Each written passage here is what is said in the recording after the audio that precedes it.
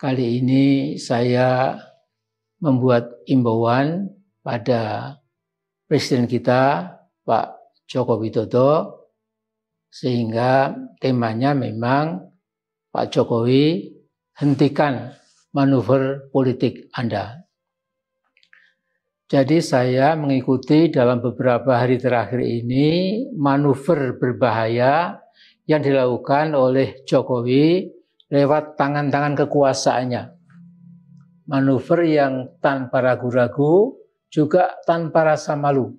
Pertama, Mahkamah Konstitusi MK yang diketuai adik iparnya Anwar Usman memutuskan menambah 1 tahun lagi buat Firly Bahuri CS sebagai pimpinan KPK. Jadi Anwar Usman yang sering mengatakan tidak pernah takut kepada siapapun kecuali pada Allah Subhanahu wa taala, ternyata juga takut pada kakak iparnya Kakanda Joko. Nah, berikutnya tentu seizin Jokowi, Mahfud MD membentuk tim percepatan reformasi hukum. Tim ini terdiri dari pakar-pakar hukum kenamaan. Mereka bekerja sampai akhir Desember tahun 2023 ini. Itu rencananya. Tapi anehnya hasil tim tersebut nantinya berupa naskah akademis dan rancangan tahapan reformasi hukum itu diperuntukkan buat pemerintah yang akan datang. Jadi tim percepatan reformasi hukum ini sesungguhnya menurut saya ini menghina presiden terpilih nanti, karena presiden pilihan rakyat pada 2024 nanti diminta melanjutkan sebuah Indonesia yang menginjak-injak dan mengacak-acak dunia hukum. Jadi dengan kata lain, supaya lawless Indonesia tanpa hukum di zaman Jokowi terus dilangsungkan oleh presiden pilihan rakyat nanti. Nah, alangkah tidak masuk akalnya logika politik hukum Pak Jokowi. Ya.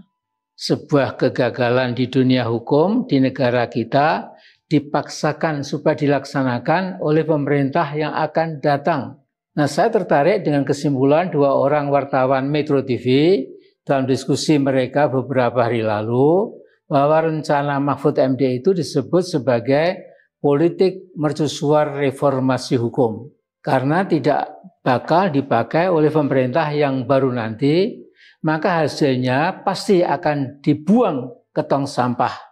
Jadi hanya buang-buang waktu dan mubazir, itu pendapat Metro TV.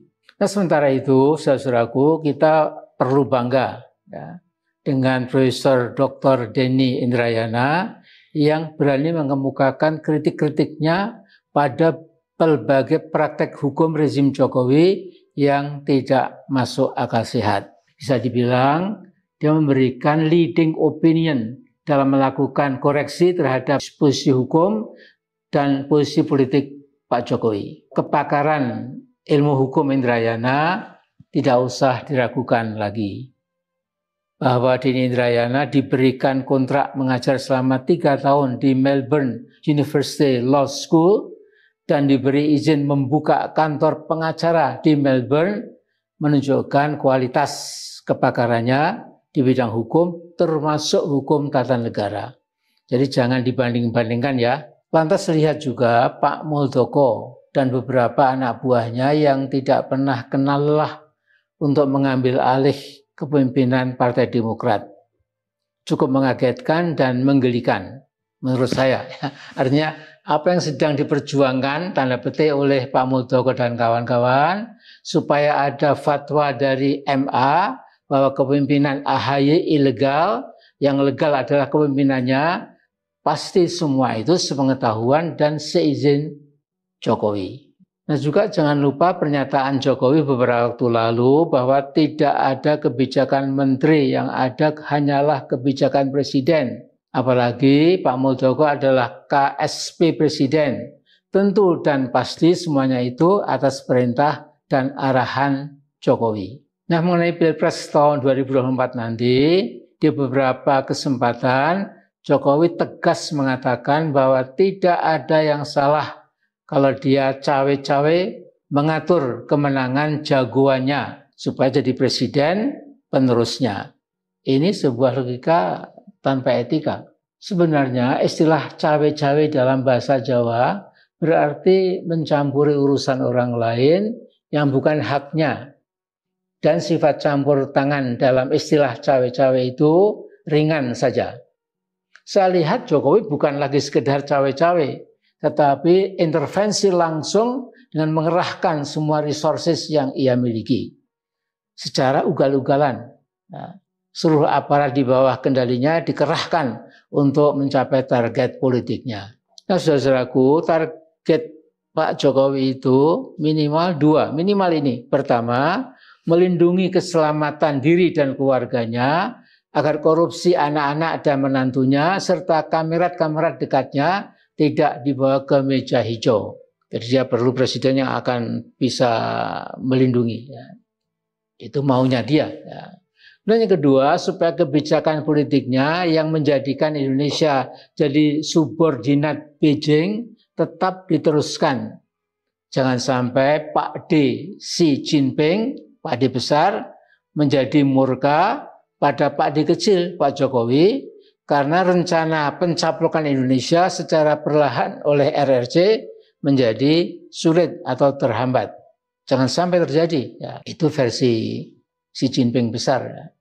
Nah, kita juga dikagetkan dengan peraturan pemerintah nomor 26 tahun ini tentang pengelolaan hasil sedimentasi di laut. Dan dalam PP ini pelaku usaha diizinkan mengekspor pasir laut milik Indonesia. Ya. Nah, padahal Bu Megawati ketika jadi presiden sudah melarang ekspor pasir laut sekitar 20 tahun lebih yang lalu. Jangan lupa saudara-saudaraku, Airport Changi yang dibangun tahun 1975 yang luasnya 25 km persegi, seluruhnya hasil reklamasi pasir laut Indonesia. Saudaraku, ini sekelumit cerita. Ketika saya jadi ketua MPR, saya kedatangan tamu Perdana Menteri Singapura yang ditemani Dubes Singapura di Jakarta. Ketika saya bertanya, mengapa Singapura mencuri pasir laut Indonesia dengan menggunakan puluhan dredgers sepanjang siang dan malam, nasi Perdana Menteri Singapura itu mengatakan bahwa Singapura tidak mencuri, tetapi membeli pasir laut dari pasar bebas. Kemudian saya mengatakan bahwa Anda kan tahu bahwa pasir yang Anda beli di pasar bebas itu kan hasil curian dari pasir laut Indonesia. Lantas ketika dia diam sejenak, saya mengatakan kurang lebih, Sir, you have actually committed serious crimes by purchasing the sea sand of Indonesia while being aware that it was stolen from Indonesian territory. Ya. Jadi Bung, Sir, Anda tahu persis pasir laut yang Anda beli itu barang curian. Jadi Anda melakukan kejahatan besar. Nah, kemudian dua tamu itu nampak kaget dan segera pulang. Nah, para wakil ketua MPR yang mendampingi saya lantas berkata kurang lebih, wah Pak Amin, Anda terlalu straight to the point, nggak pakai basa-basi diplomasi. Tetapi mereka menyalami saya dengan hangat.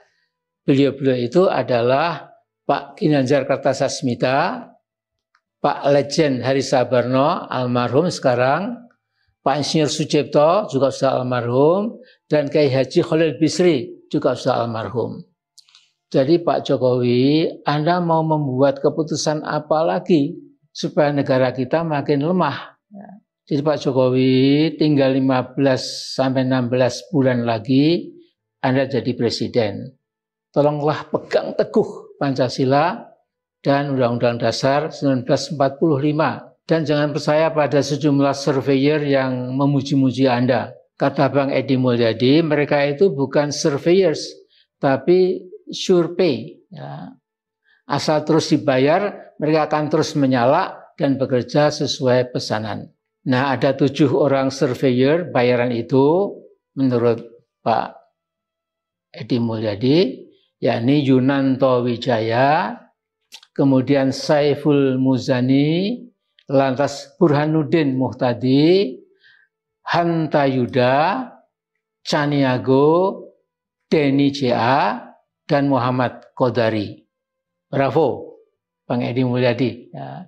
Nah, semoga pesan saya sampai ke Pak Jokowi, hentikan manuver ugal-ugalan Anda, manuver politik. Ya. Kalau Anda tidak menghentikan manuver politik Anda yang ugal-ugalan itu, saya khawatir Anda bisa terjungkal di tengah jalan. Jadi tugas saya cuma menyampaikan.